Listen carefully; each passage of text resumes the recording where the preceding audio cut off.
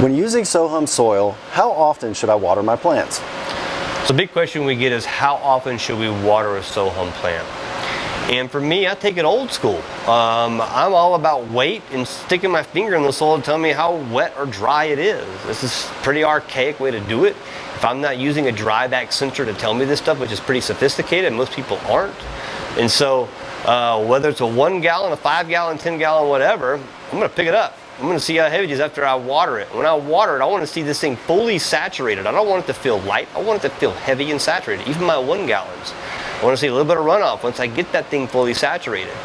Then once I get that weight figured out, sometimes this thing, depending on the size of the plant, may take 2, 3, 4, 5 days to dry down to the lightness of the pot when I pick it up, or the dryness to my finger when I stick it in the pot to tell me it's time to water again. But I almost, in the early veg stages of the plant, I want to see the leaves almost start to droop down a little bit, telling me that, hey, I'm thirsty, help me out.